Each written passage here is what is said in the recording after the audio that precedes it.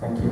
Of course, I don't have the monopoly on asking questions, especially on what, as far as they regard Europe, academia, and the state situation. Other people can talk about this as well. Now, the Kurds are obviously people without a state, so this is a major disadvantage for a lot of things. This is one that traditionally has been tried to overcome by liberation movements by founding a state. But since this is not the situation, not the point right now, I had one professor in Germany who talked about exactly that issue. He was a Kurd and he was doing Middle East research and he wanted to do actual research in Kurdistan. And he said, he showed a few of the mechanisms how this is made it possible. Yeah. Because I don't know the situation in the UK really, but a lot of research, a lot of institutes are actually funded from the outside. It's not really so much independent. So the Iranian studies in Germany are funded by Iran. The Turkish studies are funded to a large degree by Turkey. So, and there is nobody who is funding Kurdish studies. So this is a lot of things happen on a state basis, and if you don't have this as a background and as a mechanism, and on top of it, of course, you're criminalized. In countries like Germany, Kurd has for a long time been like synonymous with troublemaker or even terrorist. There's a famous cartoon from the mid-90s from a famous cartoonist. It's a room which is in a total mess and a small boy of maybe 5 years sitting there, and the door's opening, his mother's coming in, he says, that was the Kurds. It was the Kurds as a troublemaker has been so synonymous that everybody would understand this joke in a caricature in a major German magazine. So this is the situation. It has been, the list of terrorist organizations has been mentioned in Germany.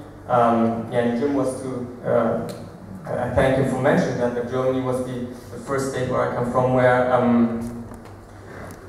the PKK was banned, not as a terrorist organization. It was just banned under the associations law as being illegal. The biggest consequence of this was to silence the PKK.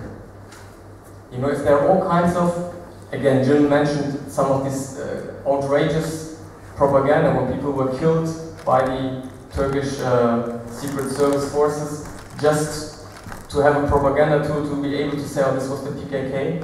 Against such outrageous lies, just nobody could stand up. You can't have a press spokesperson of the PKK because the PKK is illegal. You can't even have somebody denying this, saying, no, it wasn't us. Because you can't do this because it's illegal. So the main effect of the whole thing was silencing it.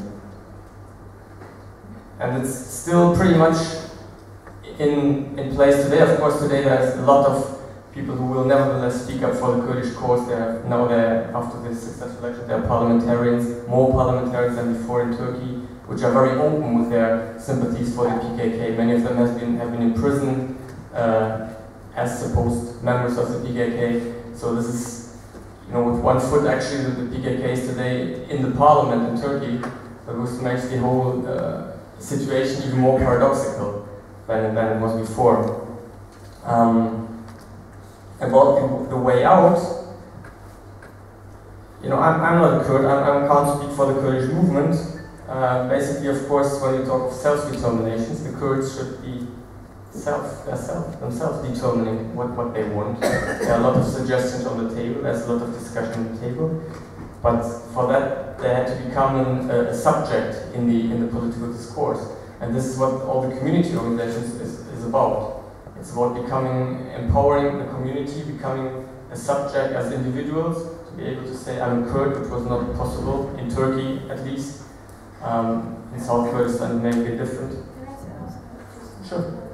You said that the Kurdish people, because you're born in Germany, and you are a struggler for Kurdish people, we can see that, and you speak fluently in Kurdish, I have to say, better than me, can imagine.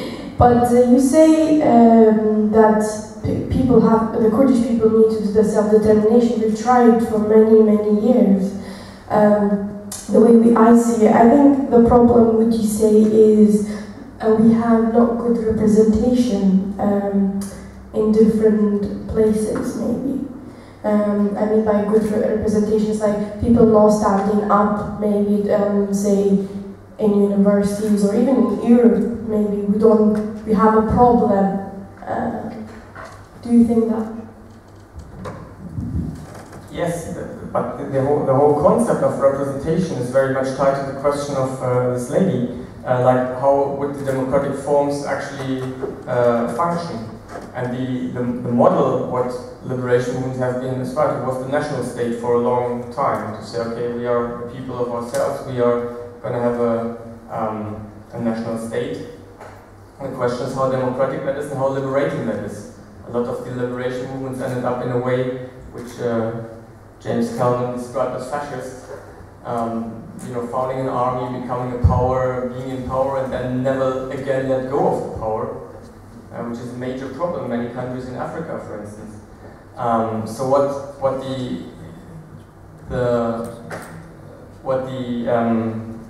what they're trying to do now in Rojava, which is the most concrete example, is to include as many people as possible into the decision-making processes and get away from just being represented by somebody, by some party, by some people they delegate power to, by some leaders, by some major figures, and empower as many people as possible, include as many people as possible into the political process. And that starts with committees. The organization goes from committees on the street level in the cities or on the village level in the villages, over parts of the cities, quarter level, to the level of cities, councils. There are several parallel forms of organizing. For instance, in Turkey, as another example, there are the elected city council, like according to the laws of the state, they elect municipalities. But in parallel to this, as a more grassroots level thing, they are electing city councils, like they also call, I don't know another English word for that, which are not like in this legal framework of the elected municipalities, as a counter, force, as another mechanism to voice more the demands of the grassroots, of the basis of the society. So the main answer to this, without going into too much detail, is including as many people as possible from all kinds of community to actually base the whole concept of democracy not on individuals, like one person, one vote. It was very important in South Africa, of course, for obvious reasons, but more than that, like based on communities, based on religious communities, local communities, which on top of the individuals should also have a say, have a representation in any case, and be able to voice their demands on all levels. We'll hear from James. And just say a couple of things in relation to this point. I was an academic for a couple of years at Glasgow University and tried to organise quite a large event at Glasgow University, and Shana Yotatapan, some of you may know him from the freedom of expression struggle. He came and others came. Now, no member of academic staff wants to attend these things. No one wants to attend them. I also had friends who were involved with the ANC before, and I was in Johannesburg in 1993, the year before it became legitimate. Now, I used to always have a problem, I have to confess, I have a problem with many people within the Kurdish community, as I did have within the South African community, and as I do have within many communities of people who are here from other cultures simply through a political purpose. And the reason is they cannot seem to want to distinguish between the forces of the government, in a sense, and the reality of the politics of the country they're in. In a sense, for me, it was, who's kidding who? What do you expect to happen here? The level of poverty in this country, the level of violence towards working class people, the level of the attacks and trade unionisms in this country from exactly the same period, that 1971 period, and what happened towards the end of the 1960s, it's like you have to, it's like having to grasp, and Ocalan and others know this. These things are across the world. These are part of imperialism. There is not just like, here is the Kurdish struggle, and this is like, there has to be areas of solidarity, and people have to recognise what goes on in other struggles. And they have to realise that it's no good sticking to universities. This is different. This is it. I mean, I was expelled from this fucking university.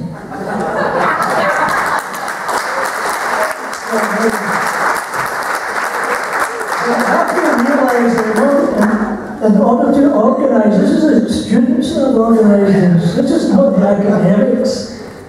You know, and some of this applies also, as Stephen will be aware, political parties and trade unions. They will only operate if they are forced to operate. They simply will not fight or struggle until they're forced to struggle by the membership. But it really has to be from the ground level up. Now, in terms of the reason why I mentioned the fascism, some of these theoretical debates were in operation during the 1940s by someone like the great sociologist Karl Mannheim. Now, what he did, isolated again of what he was looking at, and others around that period, was an effect of fascism, direct effect of fascism. And the way it attacked communities and destroyed communities. Once they did, and they did this in an intentional, deliberate fashion, it wasn't a fluke. They attacked these institutions, groups and communities, everything that would offer an identity and a history and a way of showing solidarity and empathy with other people. That is. Now, I feel as again, I'm as I said, older than Ocalan. When I went to Istanbul to take part in this, we had to go to the state prosecutors, following on from the great Kurdish writer, I can't remember his name, he was domiciled in Germany, Kemal. Exactly, yes, Yasser Kemal. Now, the thing there was, in order to go, I felt to prepare properly, I had to kind of study the Turkish constitution, which I did do. I kind of like that sort of logic and etc. The thing that happened then for myself was I felt really that I had never understood the nature of fascism until I read the Turkish constitution. It was almost like this is what it was like. This is what fascism is. This is actually what it is. You know, and it's quite a shocking thing in a way. But the other thing to realise, the mistake is to think that this will be kind of taken care of by the Western democracies. As far as I can see, they will want to make use of that as far as they can. They will try and incorporate their own systems into what exists in Turkey, because essentially that's what they're looking for. And at the same time as you have that happening, and what happened in 1980 around that period, and you can see from 1978, that period in Germany, here in the UK and in the States, Thatcher, Reagan, and was it Adenauer? Around that period, I can't remember. Yes, yeah, around that period. There were things that were happening from the far right as a reaction to the 60s and took place during the 70s. But these things have to be taken on board when these kind of discussions are taken. Otherwise, people are in the dark. You actually, it's like we don't actually know what we're doing here. I mean, in the right wing in the States, they would just laugh at. They would just laugh at these. You know, and the other thing to say again, and I'll say this without fear here. The PKK, is it fair to say it's a kind of Marxist-Leninist? Is that fair to say? I don't know, because what's it fair to say? I kind of look on it as being that. Now, what most every other liberation struggle of that period is realising, unfortunately, the summer thought was going on from 1970 had a horrible effect on the liberation struggles of other cultures. Really, it had a horrible effect in Scotland. It had a horrible effect in Yugoslavia with Tito. It had a horrible effect because it basically said that the indigenous struggle has to take second place to the Communist International and the movement ahead. And it's been a disaster. I don't mind saying it's an actual disaster. And it's great to hear that what's going on from Ocalan and others, because it's almost like showing, and I kind of like Lenin. I like him as a hero, you know, I like a lot of his writing, but he was wrong in that damn thing. There was no question in that. And it's great that this Ocalan is moving in that way, and towards that way, towards what in effect was always the struggle against fascism. Thank you.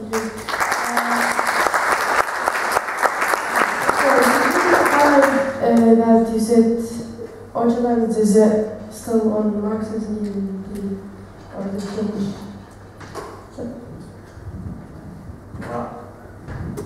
I mean, I don't like to categorize like people and but yes, I mean obviously, of course, the roots of the PKK are Marxist-Leninist, but it has moved quite away from that. You know, obviously from times that like the role of the party in Leninism has all totally changed. They have been very critical of what was happening in a lot of so-called socialist countries at the time from the beginning. In Turkey at the time, there were many radical groups in the early 70s, before and after the coup, and most of them were tied to one specific, teaching of one great socialist leader, and with that to one country. So they were Maoists, so they were tied to China, and then there was the Moscow True party, and then there were the Albania followers like Enver Hoxha. And so the PKK from the start was very critical of that. They said we have to find out about our own history. It was a lot of research on what was actually going on in Turkey, what happened to Kurdish history. They uncovered a lot of things, and they were critical of the practices of the socialist state, but also of the theory. A lot of what Lenin wrote, what Stalin wrote, that own ideas, and the own ideas got more in the course. And the classic dogmatic things get much less in the course. And one of the topics of Ocalan's books is the self-criticism about the own dogmatism, the own dogmatic adherence to Marxism and Leninism, and with how much that closed the eyes for other things, like for instance for feminist issues, for environmental issues. If you have a progress model which is industrialist, like we have to raise the level of wealth in our country through bringing in industry and all these things. Yeah. I wanted to tie to the education question because I hadn't really answered to that. So okay, so just in one sentence, for the Kurdish movement, education has been extremely central. I don't know if there are other political movements which do so much of political education and discussion on all levels. It's extremely central.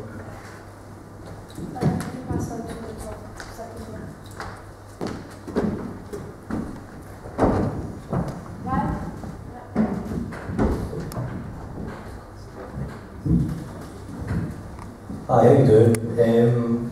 I was just curious, I'm relatively new to the Kurdish struggle. It was actually through recent happenings in Iraq with ISIS and sort of the Kurdish reaction to that. Speaking about it, as I said, that the Kurdish struggle has had very, very little exposure, particularly in Scotland and probably Europe as a whole.